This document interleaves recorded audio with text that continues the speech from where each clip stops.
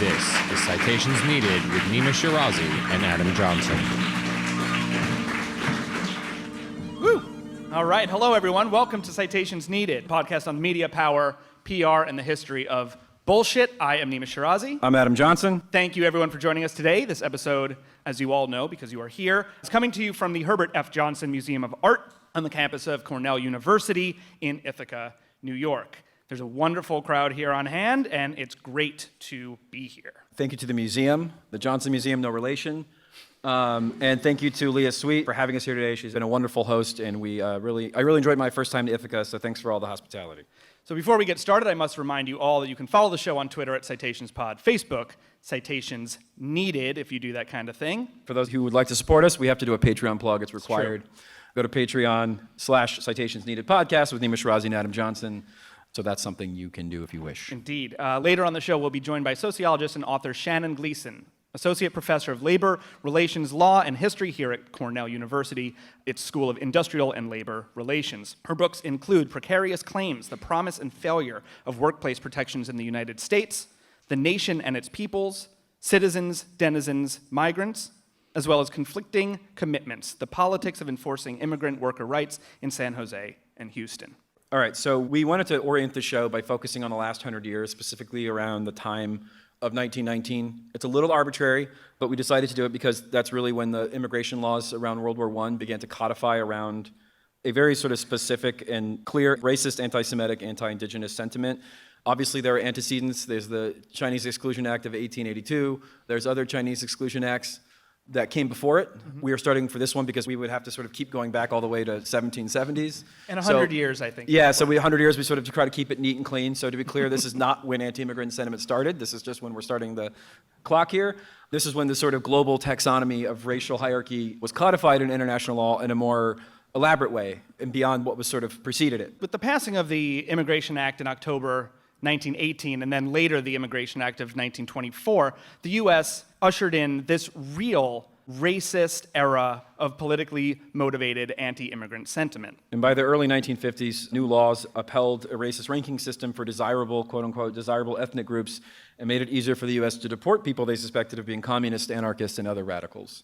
All of this happened in parallel with the rise of major media tropes of immigration reporting. Tropes that, while now more subtle sometimes, still very much exist today. And we're focusing specifically on how immigration in the United States is handled. Obviously, these tropes exist in other countries, especially settler colonies like Australia, Canada, Israel. We were focusing on the United States for the purpose of this podcast. So, of course, these are not limited to the United States, and indeed, there's much overlap, especially of late.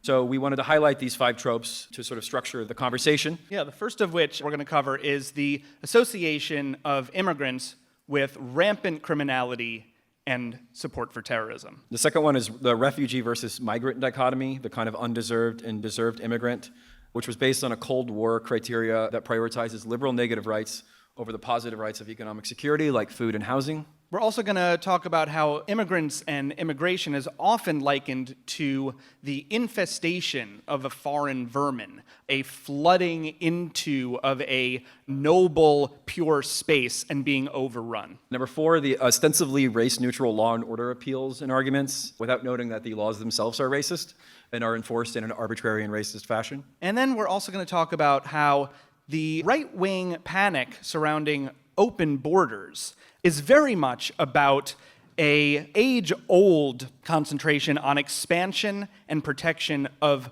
whiteness into claimed white spaces. Around World War I, this was the sort of first Red Scare. There was a huge panic around the political radicalization and criminality of immigrants who were not from Northern Europe, who were sort of seen as swarthy. This manifested itself as anti-Italian sentiment, anti-Semitism. This was on top of course, your kind of pre-existing racism against people from Africa, from the Asian continent. This was oftentimes framed, and immigration law was specifically framed as a way of weeding out political radicals, anarchists, et cetera, and also people that were viewed as criminals, because from their perspective, there wasn't much of a distinction. The Immigration Act of 1917 implemented a literacy test for immigrants over the age of 16 years old. They increased the amount of tax you had to pay to get an immigrant, so this kind of weeded out a certain genre of people and excluded anyone of entry born in what they called the Asiatic Barred Zone, which was Asia, which of course had existed before. That excluded Filipino and Japanese. Following that, you had the Immigration Act of 1918, which was known to be, quote, an act to exclude and expel from the United States aliens who are members of the anarchistic class and similar classes. Following this, there was a push to pass, and then eventually did pass, the Emergency Immigration Act of 1921, also known as the Johnson Quota Act. No relation. No relation again. And which was subsequently revised and passed as the Immigration Act of 1924, also sometimes known as the Johnson-Reed Act. The Johnson in both of these bills refers to Republican Congressman Albert Johnson of Washington State. He was previously a newspaper editor and later started his own paper called The Home Defender. Sounds pretty fashy. Yeah, which was definitely very liberal. Not a very woke newspaper called The Home Defender. And he was later a U.S. congressman from 1913 through 1933. In one article, Johnson wrote that the greatest menace to the Republic today is the open door it affords to the ignorant hordes from Eastern and Southern Europe, and whose lawlessness flourishes and civilization is ebbing into barbarism. In another piece entitled Put Up the Bars, Johnson wrote that the character of immigration has changed and the newcomers are imbued with lawless, restless sentiments of anarchy and collectivism, we know what that means, and warned that once living lives of absolute desperation in overcrowded cities, then, quote, anarchy becomes rife among them, end quote. Johnson and his allies in Congress desperately wanted to curb the arrival of Jews from Eastern Europe following World War I and drafted the Emergency Quota Act to limit immigration accordingly. Supporters of this bill argued that restrictions were necessary in order to protect the American working man from cheap European labor and vital to defend American values against the teeming hordes of anarchists, Bolsheviks, and communists. The media subsequently lined up behind this bill. So here's the New York Times editorial from 1921. Unless we provide inspectors who are perfect mind readers, we shall continue to be overrun with aliens who are a charge upon our public institutions and prisons and who spread broadcast diseases of the mind. The great hotbeds of radicalism lie in the various colonies of alien workmen. And so then you have this other editorial piece published in the Saturday Evening Post, January 8th, 1921, talking about the disquieting fact is that we are confronted by a grave emergency. It talks about how millions of intending immigrants of the poorest and most refractory sort are almost literally standing in line at European seaports waiting for ships to bring them over. It talks about the menace that is very close to our shores. The article also continues to say that we must pick and choose our future immigrants and admit only such as show some signs of being the stuff of which good Americans can eventually be made, and warns that there needs to be a social and political quarantine over and above an old-fashioned immigrational restriction that basically, by passing this bill, it will authorize the posting of, quote, no admittance signs on every frontier. Speaking in favor of this bill, Tennessee Republican J. Will Taylor declared on the floor of the House this, quote, the issue, stripped of its frills and furbelows and without any varnish or veneer, is simply this. Shall we preserve this country handed down to us by noble and illustrious ancestry for Americans and transmit it to our posterity as our forefathers intended? Or shall we permit it to be overrun and submerged by a heterogeneous hodgepodge polyglot aggregation of aliens, most of whom are the scum, the offal, the excrescence of the earth? Unsurprisingly, this is going to come as a shock to all of you, this is what Taylor looks like. Shocking, he's that white dude. 3 years after the Quota Act passed, so did the 1924 Immigration Act, and expanded the restrictions that were put in place. It limited the number of immigrants allowed into the U.S. through a national origins quota, which was basically visas issued for only 2% of the total number of people for each nationality already in the United States as of the 1890 census, meaning that whatever the demographic breakup was, that would be able to continue, but it wouldn't allow the brown people or the swarthy Europeans to start overtaking the already majority white population. And this obviously continued en masse until the 40s and 50s. Obviously, a lot of the reasons why Jews were turned away during the Holocaust was because of their alleged Bolshevism and ties to radical groups. This also applied to other people from the Middle East who were seen as being from the Middle East. The IWW, for example, had a large contingent of Lebanese and Syrian who were part of the sort of general swarthy contingent that was not really wanted, but we sort of would be remiss to not mention the inherent anti-Semitism in all this. And then this, of course, immigration being tethered to crime and law sort of continued 80s up to the 9/11, tying immigration to the sort of foreign enemy. We don't have time to go into it here, but obviously the ISIS panic around foreign fighters, especially in Europe, which could be its own episode, was fueled by the media. Turns out a lot of that was overblown. Shocking, I know. Shocking. What? But the same sort of foreign enemy, Syrian refugee elements we saw with Trump as well. Again, that played out more in Europe than it did here, but that was definitely part of it as well. We're going to do a quick breakdown here of a recent racist incitement campaign that was done by Kevin Lewis at ABC News, ABC 7 in Washington, D.C. This is a Sinclair station. Now, I want to be clear, Sinclair, for those who know, is sort of a pro-Trump, right-wing local news outlet that's pretty nefarious, but this kind of coverage is not specific to Sinclair. I want to be clear, this is not like just a partisan issue, but they take it to like an 11. So Kevin Lewis has made a career off basically being a spigot for ICE, the Immigration's Customs and Enforcement Agency that is the sort of thuggish wing of the Trump administration.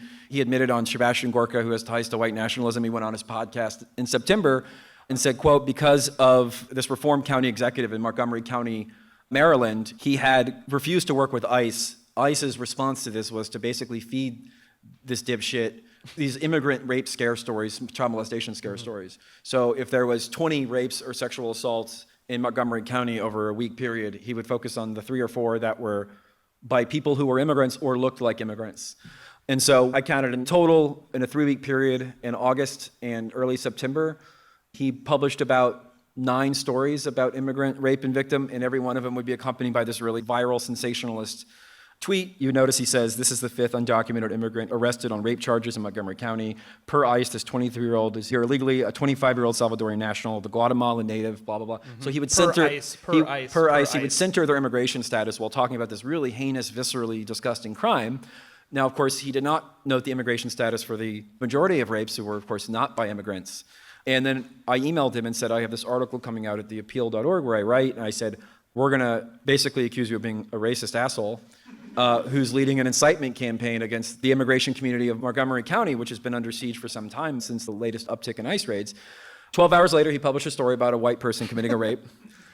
He claims he was going to publish that anyway, because and since then, by the way, he has not published a story about immigrant rape, except for one case, which he did in conjunction with a white rapist. So it's weird, he can sort of, his campaign was very clearly just feeding off ICE and the county sheriff's department. And why this is important is because this is more sophisticated. So you don't have the editorial boards using words like vermin overtly, although Fox News, Tucker Carlson does that. But what you have increasingly is this kind of quasi-journalistic enterprise where he's just reporting the facts. Per ICE, this guy. But of course, in that time period, our fact checker, Ethan Corey, is both the fact checker at The Appeal and the fact checker for Citations sometimes, or a researcher for Citations. He found a half a dozen white rapes in that same time period, limited to just a week, and those were not being published. So what you have is a kind of, what we talk about in the show a lot, of emphasis, right? Mm-hmm. You can emphasize, like, these cases happen, they're not made up, right? But it depends on how you frame what is being And so reported. The idea, all these go viral in Breitbart and Hot Air and Free Beacon, the Daily Caller, and they're like total chum for the sort of that weird nexus of next door MAGA Nazis and like IPA drinking liberals who, like, you know what I mean? Nextdoor loves this shit. Nextdoor loves this shit. And this is great for their traffic. It's also great for their kind of veiled white supremacy. So this is kind of the latest iteration of it, which is how do you tie immigrants to crime? Now, ICE has a very savvy public relations department, especially since Trump took office. They've gotten more sophisticated, more overt. And we have several examples here of ICE press releases are literally being copied and pasted. Gabrielle Deval, who I think is at Fox now, but used to be with The Outline, wrote a column on it in May of 2017 where she basically went through ICE press releases and looked at the exact same language. We say copy and paste a lot in media criticism, but they literally just copy and pasted press releases, which is sort of what press releases are for, but if you're a journalist, you really ought not be doing that. So these are not even paraphrased. No, they're literally, so these whole chunks of text are just copy and pasted from KFOR, Fox 2, Fox 46, and this is just 1 week of examples. So this is very routine. Local media covers ICE press releases, and when they do that, everybody becomes MS-13 or a gangbanger or the most evil rapist you've ever heard of in your life. Now, of course, it's not to say that some people aren't all those things, but of course, this is what ICE wants you to think. Sort of like when you see a New York Times headline in Afghanistan that says 100 ICE members killed in a bombing, and it's like, all of them? Like, did you identify them with their dental records in the last 14 minutes? When you know, like, so we sort of assume, we take the government at their word that all these people are who they say they are. MS-13 articles in particular, ICE raids of MS-13, are always presented with these cartoonishly sinister images of like face tattoos, They don't use the people that are actually arrested because oftentimes it's either people who are teenagers or women, don't have the same visceral effects. You see people like CNN and Fox News use this sort of caged animal image Fox News uses.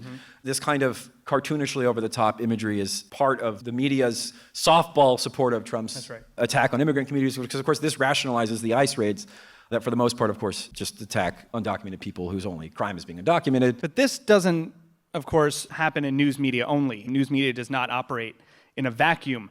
So pop culture and entertainment are deeply implicated in creating, embedding, and reinforcing these same stereotypes about others, oftentimes foreigners and immigrants. As soon as the medium of film really emerged in the early 20th century, these stereotypes were already rampant. In 1910, D.W. Griffith, not known for being particularly awesome on race, his film The Thread of Destiny used the term greaser for the Mexican bandit character. Bandito characters, along with other tropes such as maids and servers, macho Latin lovers, Spitfire sex pots, and of course the obvious and ubiquitous stupid, lazy, sleepy drunk, have maintained their place in our entertainment for more than a century. A 2017 study by the Opportunity Agenda, for instance, found that a significant portion of television storylines that were related specifically to immigration or immigrants centered on some form of criminal activity, like murder, rape, human trafficking, and of course, drug dealing. So 50% of all Latino immigrants represented in the media are committing a crime, and a third of them are in prison.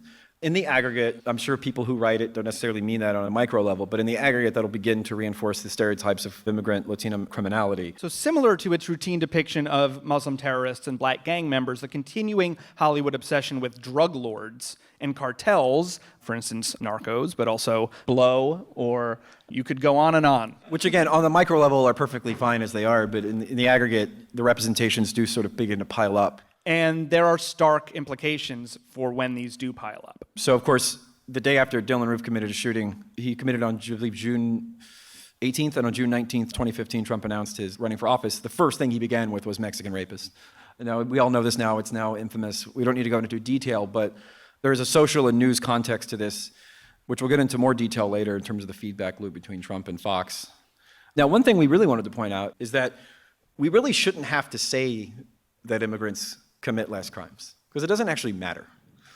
Even if immigrants committed more crimes, I wouldn't give a shit. They still should be treated as human. In fact, it would be a form of, in the aggregate, it would be a form of reparations. They deserve it anyway. For the U.S. policy towards Mexico, anti-indigenous policies, et cetera, et cetera. So, I mean, I don't want to be too liberal or sentimental about this, but I do think it's worth pointing out that they don't actually commit more crimes. When you're doing that, you're already on the defensive. You're sort of accepting the premise that their humanity should be tethered to their lack of criminality, which is a bourgeois concept anyway. It is, and a sort of short-term counter-propaganda, it is true that they don't actually commit more crimes, and that may be worth pointing out. Although, when that's the only question that you're responding to, the framework is already in place that you're disputing criminality as a baseline behavior. Right. So now the second trope is the dichotomy between deserving refugee and undeserving migrant, which is largely a product of the Cold War. The determination of who is and who isn't a refugee prioritizes liberal definition of negative rights, as in people being persecuted for religious reasons, people being persecuted for free speech. It does not prioritize or even really care much about positive rights, material needs such as economic, housing, security, food. So it's based on a liberal capitalist framework about who is deserving of freedom and who isn't deserving of freedom. In These Times did a good breakdown of this last year. Now, these tropes that we see in media and entertainment, they have also political implications.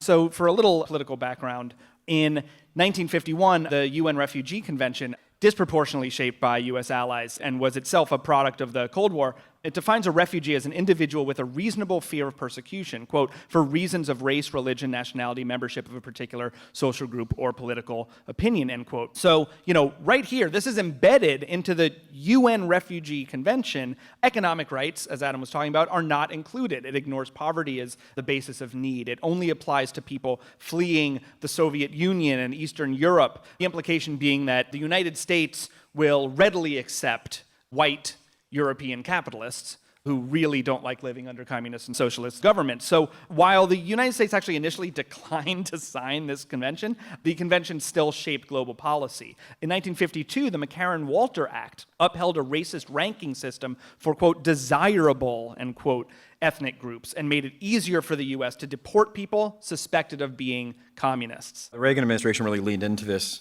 dichotomy as part of its broader war against the Soviet Union. And then this is most manifested, I think, in the early 50s, late 40s, where refugees, so here we have the deserved refugee and the undeserved migrant.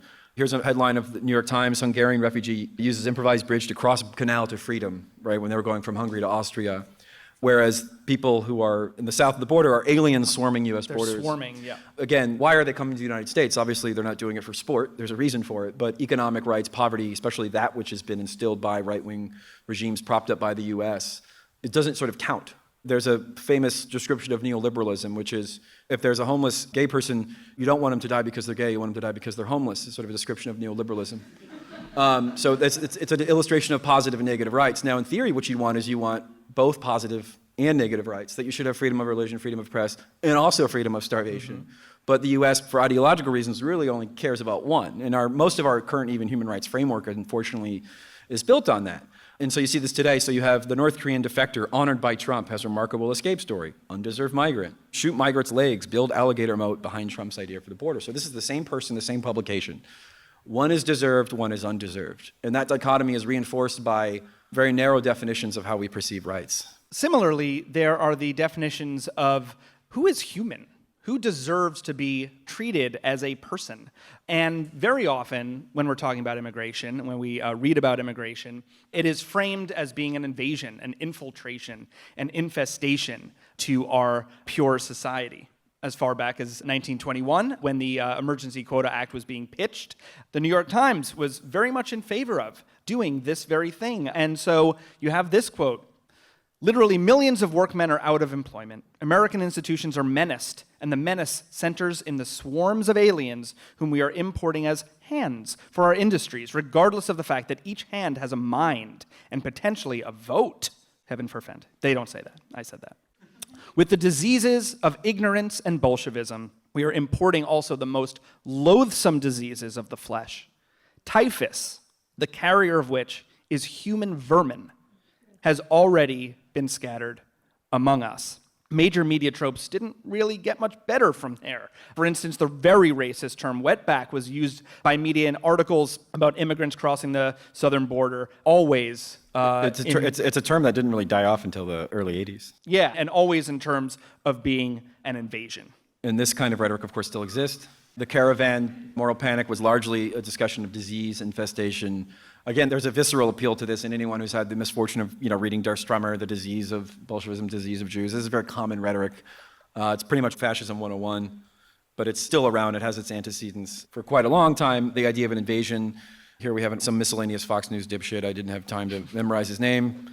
It's Pete. It's Pete. When you see a lot of young men carrying the flag of their country to your country to break your laws, it looks more like an invasion than anything else. So this was during the caravan episode last year. Yeah, and so, some of the most overt examples of this very thing come from none other than Donald Trump and his Fox News contingents who, support him in this surreal feedback loop. In April of last year, Trump tweeted, "There's a revolution going on in California. So many sanctuary areas want out of this ridiculous crime-infested and breeding concept. Jerry Brown is trying to back out of the National Guard at the border, but the people of the state are not happy. Want security and safety now." Yeah, then in June of 2018, Democrats are the problem. They don't care about crime and want illegal immigrants, no matter how bad they are, to pour into and infest our country like MS-13. Laura Ingraham in October of 2018 talked about the migrant caravan was quote-unquote spreading disease. She said, quote, "I want to put up on the screen again the list of diseases these people are carrying, given the multitude of people crossing the border." So we got HIV, measles, and then she just lists rubella, off rabies, hepatitis A, influenza.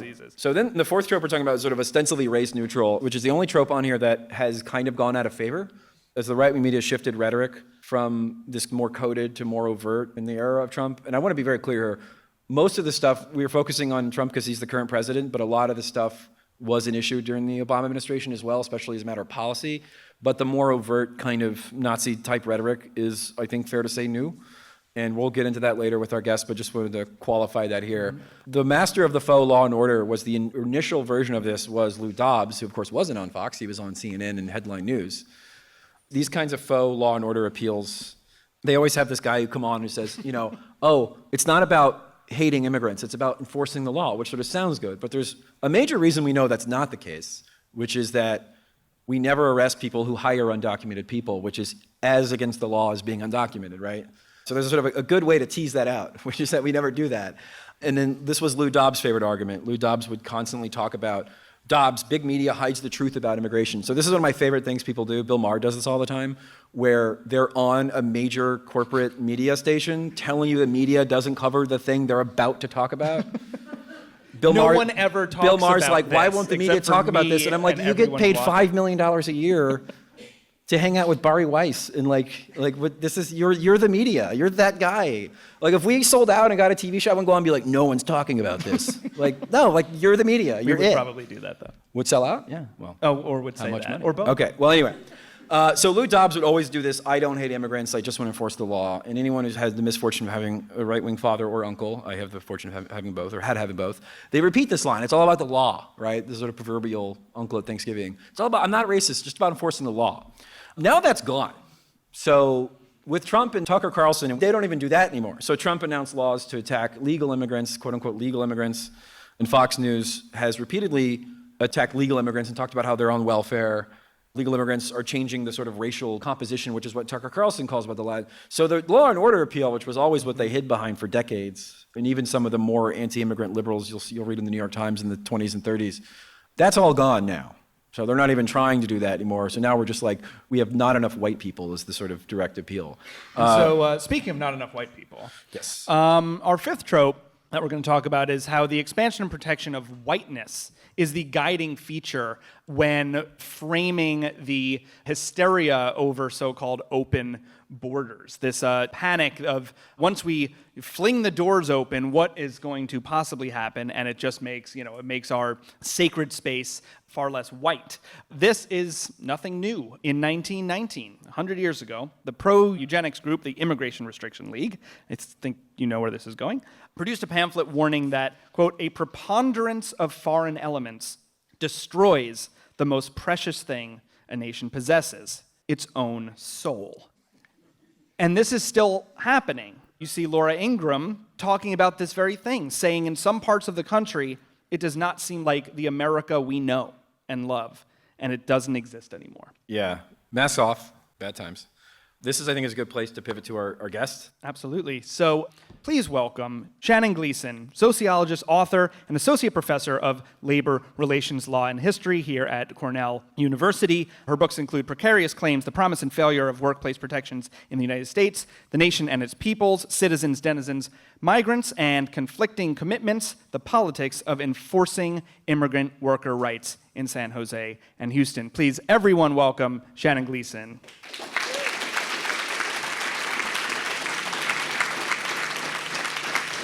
Thanks, Nima. All right. Hi, everyone. Shannon, thank you so much for joining us today on Citations Needed. Thanks. So we wanted to sort of open up space about the open borders, which one of the moderators asked Castro in the debates about his position on open borders. They didn't use the term, but they used something like opening up the borders. He responded, open borders is a right-wing canard. Asking, especially the only, the sort of sole Latino on stage about open borders would be like to me asking, what are your thoughts on white genocide?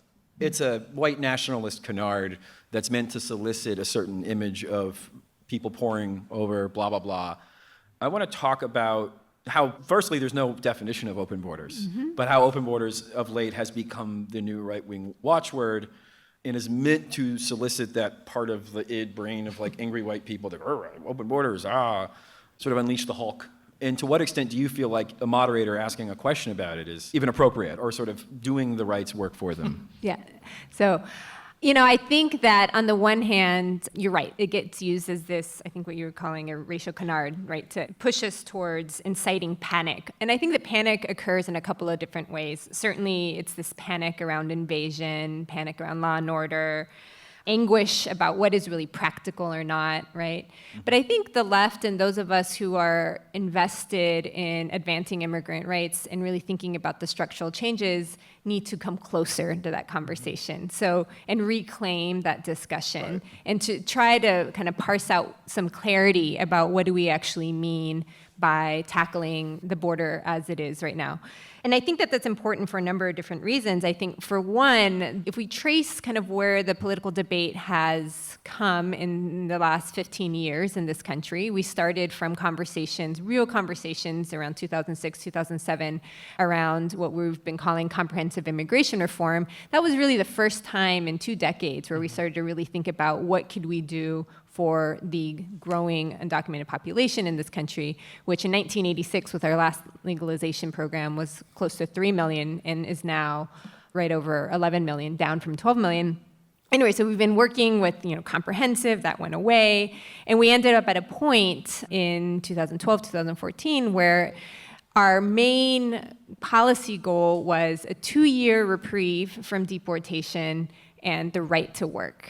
And that's where we've ended up. This is where we are currently. That was like the thing to fight for. And that is what we're very much fighting for. The Supreme Court's about to make a decision on DACA. DAPA has fallen away, the deferred action for what was called the Parental Accountability Program. And so, from the perspective of immigrant rights, I think we need to move closer to a really deep interrogation of what is the border.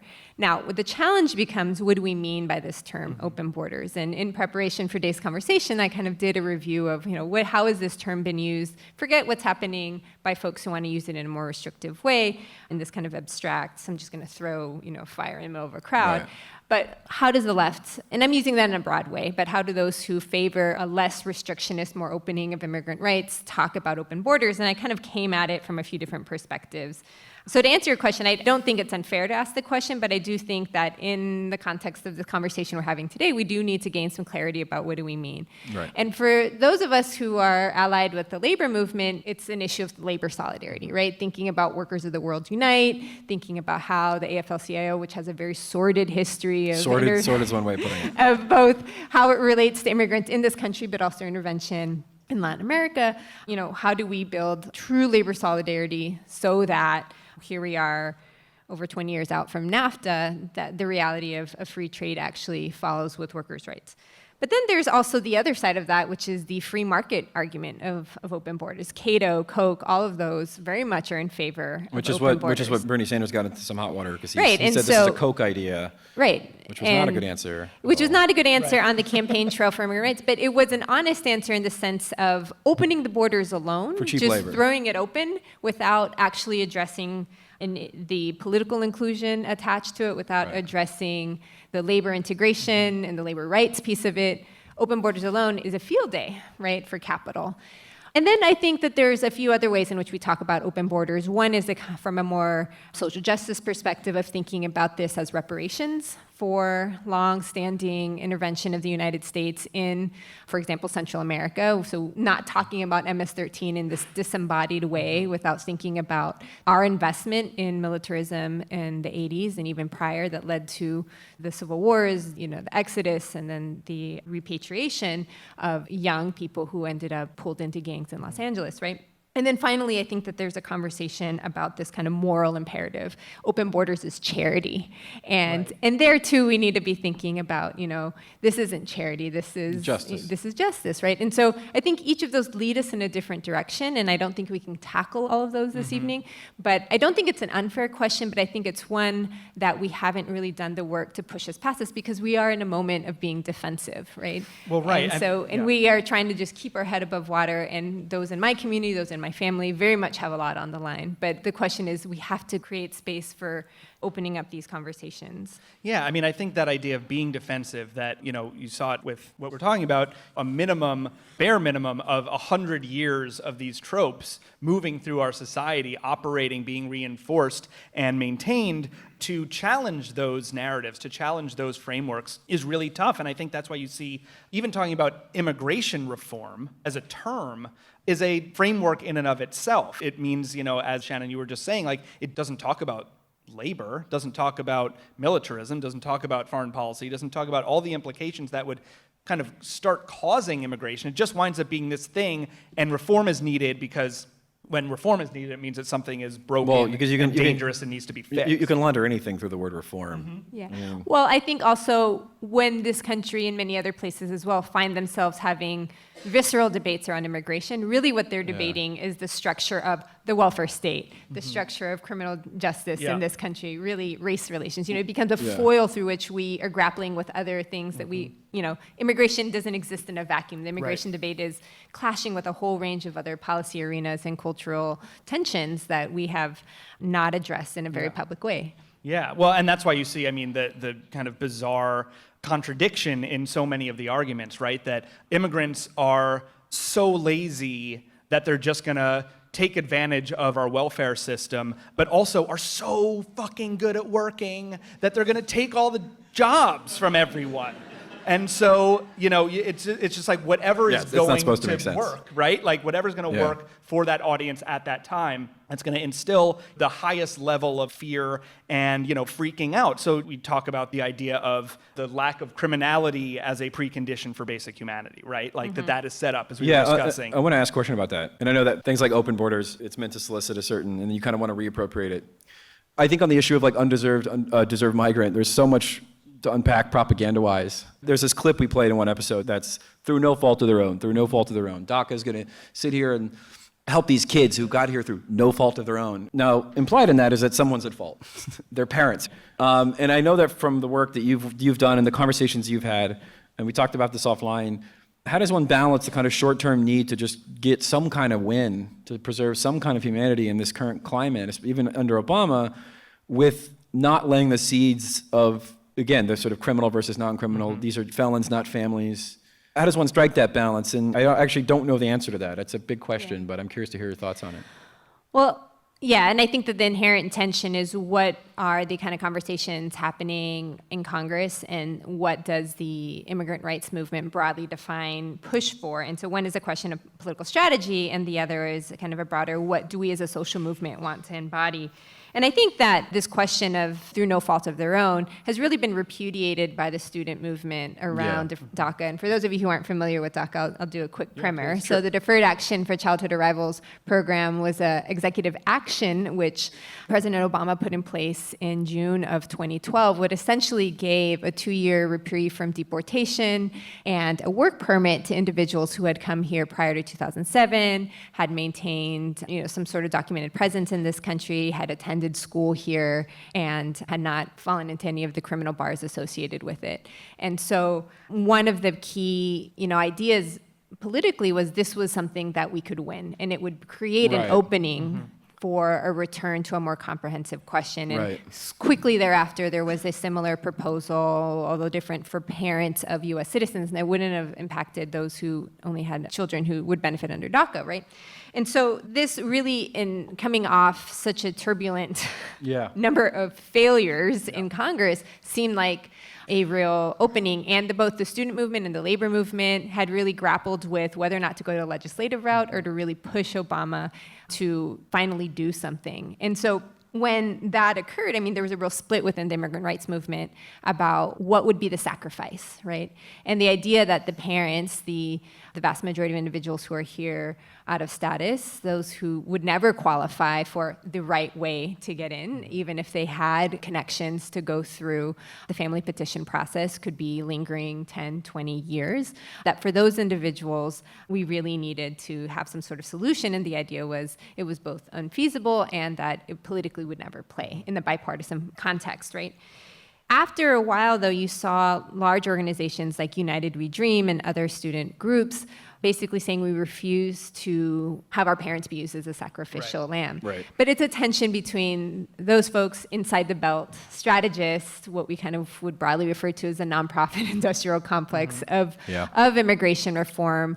And I think that you see a split. And so I guess what should we be doing, or how do we balance that? I think that the onus isn't so much on the politicians because they're going to do the politicking that they need to do to push things through. It's on the movement itself to throw their weight behind things that reach higher and further, knowing that we're going to end up somewhere between.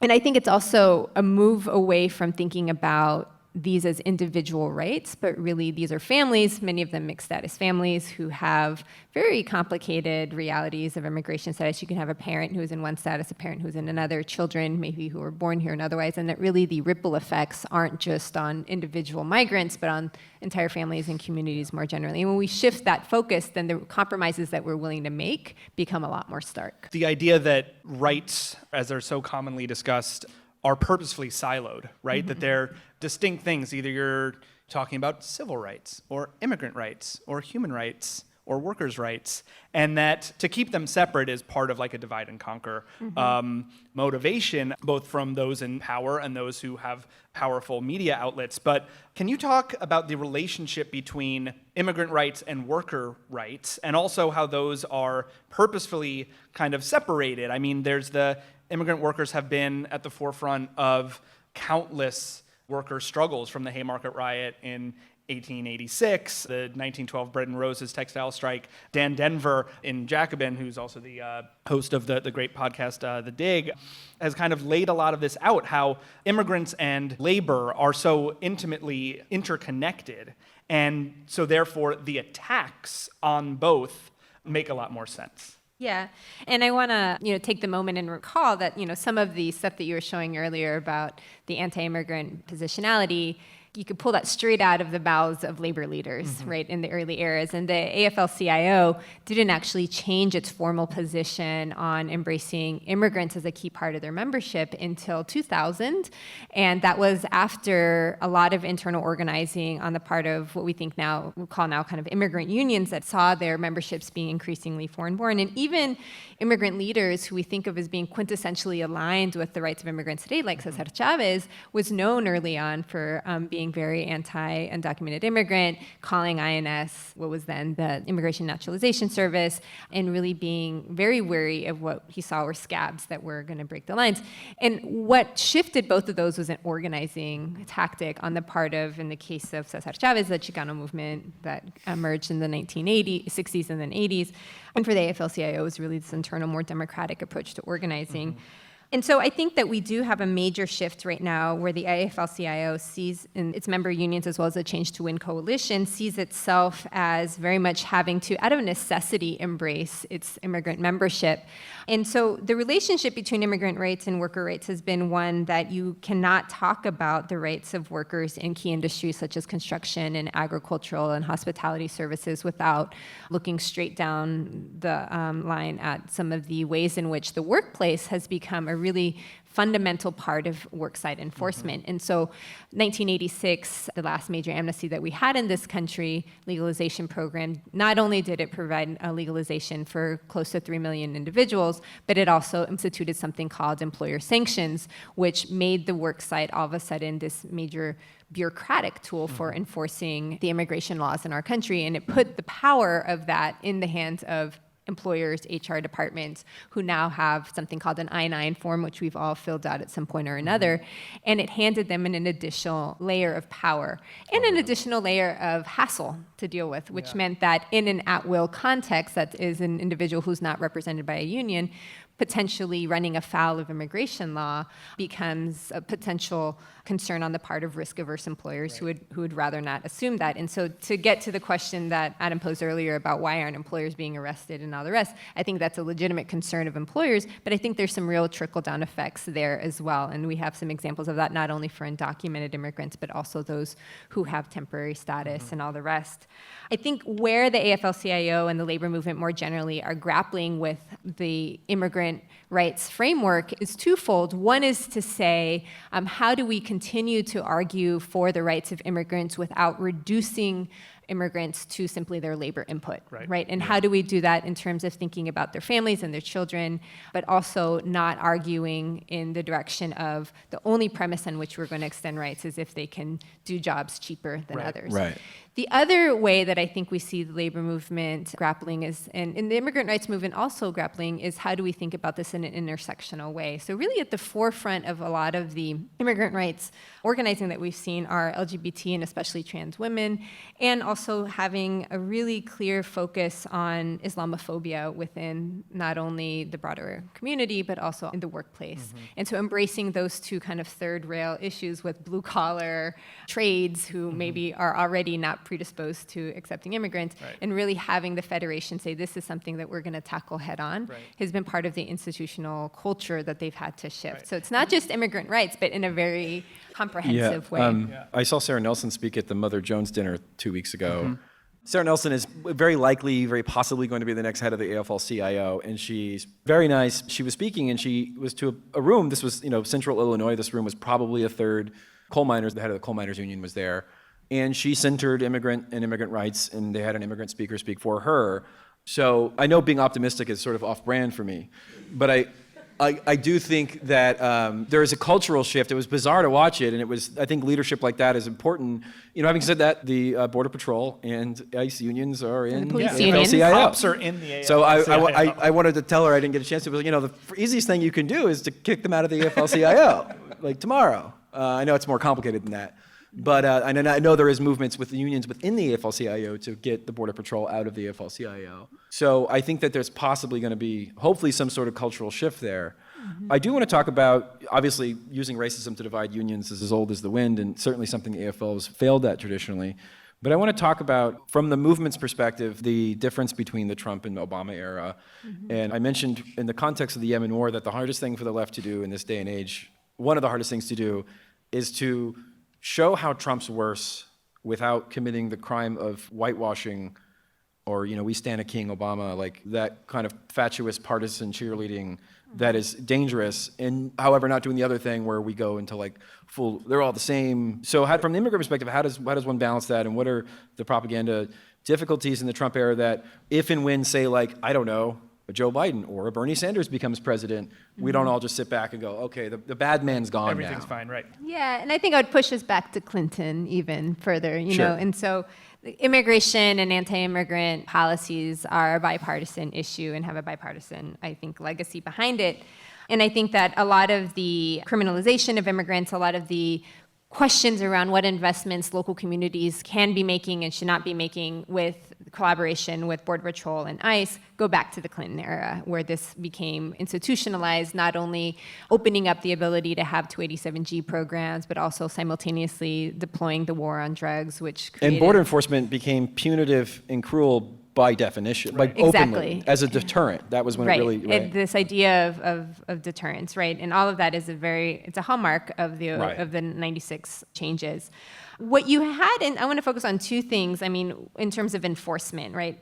Let's just think about worksite enforcement. During the Bush era, one of the things that was very emblematic was these large-scale raids, right? And so if we look at the number of large-scale raids, the approach during the Bush era was to do these big raids. For example, one of close to 600 individuals who were literally rounded up in cattle carts in Laurel, Mississippi at a leather factory. That was a Bush era tactic right on the tail end of that administration. And the idea was spectacle, right? This idea that we are sending a message to the community that we are out there in force. When Obama came in, what you saw was a definite slowdown in these large-scale raids at the workplace and in local communities, and a move to what was referred to as these silent raids, which are using the bureaucracy largely of the workforce to do these I-9 audits in collaboration with IRS and the Social Security Administration, and you had a number of injunctions that were put in place, and essentially that was the engine of what ended up having him labeled the deporter-in-chief, right? What we have now during the Trump administration in terms of strategy is a combination of both, right? You see the resurgence of these large-scale raids. We just saw one with devastating impacts also in Mississippi, but you also have seen a ramping up of enforcement resources at the work site. The ICE director, Tom Homan, promised a quadrupling of ICE agents, many of whom are working through the workplace. So it's really a marrying of those two strategies. In terms of the rhetoric, sure, I think that this has been a shift, right? And I think that we have plenty of evidence, we were talking about El Paso earlier, that the shift in rhetoric has incited violence and really put communities in danger in a way that the Obama administration at least couched a lot of these arguments and justifications for their policies in the law and order, families not felons rhetoric. But I think the immigrant rights community has a good memory. And so there's been an internal challenge, right, of trying to decide how do we not glorify the Obama years when we are just trying to tread water right now, while at the same time making clear that these issues will continue to be something we need to fight for if and when the Democrats win.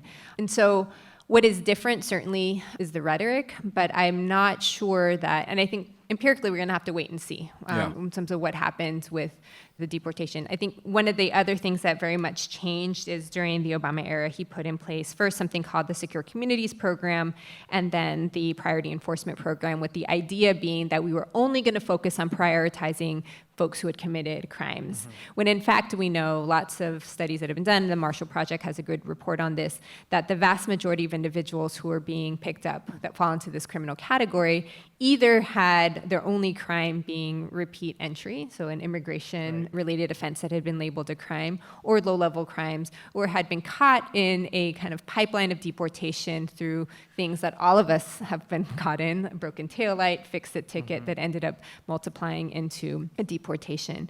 And so this rhetoric of families not felons and kind of a focus on crime was the justification for the Obama-era enforcement strategy. Trump has come in and, as a matter of strategy, said all's fair in however the term goes, right? It's in being racist. In being racist, right? We Love and racism, I think, is the full. There are no priorities. If we show up at someone's door and we are there to pick up one person and that person's not there and somebody else happens to be there, there's nothing bureaucratically that keeps us from getting people caught up in that. And so I certainly think that the tone of the enforcement is different. And even here in upstate New York, I had spoken to folks in the legal aid community that actually saw, even in these very marginalized communities near the northern border where Border Patrol operates with impunity in that 100-mile radius, at least they saw that priority enforcement program, for all its faults, having some trickle-down effects for discretion. And I think now the discretion has been opened up in a different way, where people in Border Patrol have operated with impunity. And so the question is also, in the current era, where are we going to see accountability for some of the abuses that for sure were in place before? Border Patrol has literal blood on their hands for deaths that have happened at the border, in detentions, sexual abuse, a recent suicide of a Cuban man, threats of mass suicide. And we know that the internal accountability for CBP is very thin. We also know that ICE, as with a lot of law enforcement, has had a disproportionate amount of power. There's a current lawsuit of a Connecticut woman who reports and alleges that an ICE agent for years terrorized her under the threat of rape and that he would subject her to deportation. The question is going to be, will the current administration actually subject those individuals to accountability, right? And so that, I think, is also, it's not that the issues, I would necessarily say, are radically different, but where will the accountability come? Yeah, I mean, the idea that even what we are hearing as, liberal policy proposals talking about immigration reform, all of them still pretty much, maintain this idea of border security as being this paramount idea that always needs to be part of the discussion. Doing this really doesn't deal at all on purpose with the nature of a border itself. It doesn't question how borders came to be and how borders themselves are violent acts born of colonialism and obviously maintained by rampant militarism. Can you kind of talk to us about how the language is used to reinforce that and maybe possible ways out of that? So I often think about, going back to your first comment about, or set of conversations around immigrant criminality, Beto O'Rourke often talks about El Paso as being, the safest city. And for us as liberals, we're real happy with that, right? Because they have large proximity to the US-Mexico border.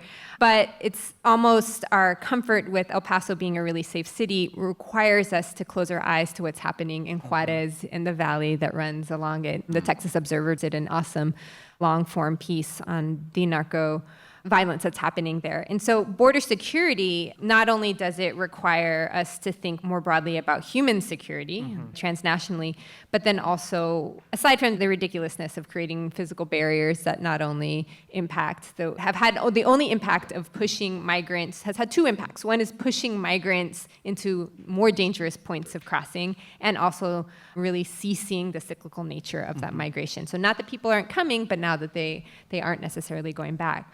So to get out of our conversation around border security, I think going back to the question of open borders, the question was posed in an earlier conversation, well, does open borders really just mean no borders? We can have a back and forth about that, but I think essentially it does require us to head at least in the direction of that conversation. Yeah, I mean, right? the whole thing misses like the violence of the whole thing. And this is really just an iteration and extension of westward Indian wars. I mean, quite honestly, we talked about and the hatred of indigenous people, which is what Roxanne Dunbar-Ortiz mentioned when we interviewed her, that so much contempt for the people from the Latinx communities is a manifestation, even if they don't even know it, of anti-indigenous biases. And it's like saying, what are your thoughts about an open border between Israel and Palestine, or between, 1880s vanguard of white colonialism? It's kind of just missing the point, which is why the conversation we should be having, now that I'm sermonizing, is about reparations. It should be about writing someone a fucking check. Now we're not having that conversation. We're having a conversation about maybe I'll let you scrub my toilets and not arrest you. And it's obscene. Yeah, and Todd Miller was just here on campus. Some of you maybe got a chance to see him, but his talk was amazing because and I commend his book to you, he talks about the elasticity of borders. So the U.S. border is really not just the northern and the southern border. He talks about Border Patrol outfits in Puerto Rico, Border Patrol outfits in the DR, thinking about Mexico's southern border as being a key part of the investments that we're making in border security, and the kind of ethos of the Department of Homeland Security that sees us in very imperialistic ways and has actually invested, and this is the entirety of his book, in training of borders and creation of Border Patrol apparatus across the world. Right.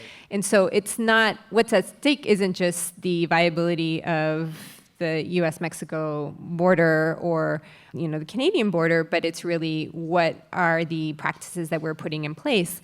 The genocide in Israel we can see replicated exactly in much of the training, not only of police, but also Border Patrol tactics here. And so these things aren't disconnected, right? And so, yeah, that's a much harder conversation to have, but it certainly is one that, if we stay in thinking about border security in the terms of kind of these physical barriers at the southern border, I mean, we've had over 20 years of that. This isn't new, right? Operation Wetback, going all the way back, Operation Gatekeeper throughout the 90s. Joseph Neverance has written a lot about this. These are not new conversations to be having, but we have lots of empirical data to show that they don't work. Right. So even if that is your goal, it's not working. Right. It's like when people say the war on drugs isn't working, I'm like, it's not supposed to work. Right. It's supposed to be a racist enforcement regime, so it is working. So talking about work, to wrap us up, what, Shannon, are you working on these days? What can we be looking out for? Sure. One of the pieces of research that I've been working with labor and employment lawyer Kate Griffith here on campus is looking at the impacts of immigration enforcement, not solely on undocumented communities, but also those who have other forms of precarious status. And so we've been doing a lot of research in the Haitian and Central American community in the New York City metro area to understand, for example, the precarity of temporary protected status. And again, to broaden the conversation beyond simply what is the impact of immigration enforcement. It's not just the 11 to 12 million individuals who are undocumented, but other folks as well. The other big debate happening right now, aside from the border, is the cancellation of this program, which has provided temporary relief for decades for the Central American community and almost 10 years for the Haitian community. I have another project where we are looking at the role of local communities in implementing federal reform with a specific focus on DACA. And with my colleague Els de Gras at Baruch, we've been focusing in California, New York, and Texas at what does it take to create benefit programs that flow from federal openings. So DACA was this program that was put in place, but it didn't all of a sudden manifest overnight. It took the work of local governments, local philanthropic organizations, local community organizations. And then lastly, I want to make a plug for a project that I've been working on with sociologist Xochitl Bada at the University of Illinois, Chicago, where we're really interested in the transnational aspect of immigrant rights organizing and talking with, for example, organizations in Mexico City who've been working to hold the Mexican government accountable, not only to the abuses that Central Americans are facing in Mexico, but also holding the US government accountable for the abuses that immigrant workers, including guest workers, are facing, and how does this kind of dualistic relationship between civil society and both the United States and the Mexican government as both a country that sends migrants, but also a transit country. How do we think about this advocacy in a transnational context? So that's what I've been up to. So not that much. Not that much. With a deep interest in seeing where the labor movement is going to move on some of these issues. That's fantastic. I think that's a great place to leave it. Shannon Gleason, sociologist, author, associate professor of labor relations, law, and history here at the Cornell University School of Industrial and Labor Relations. Shannon, thank you so much for joining us today on Citations Needed.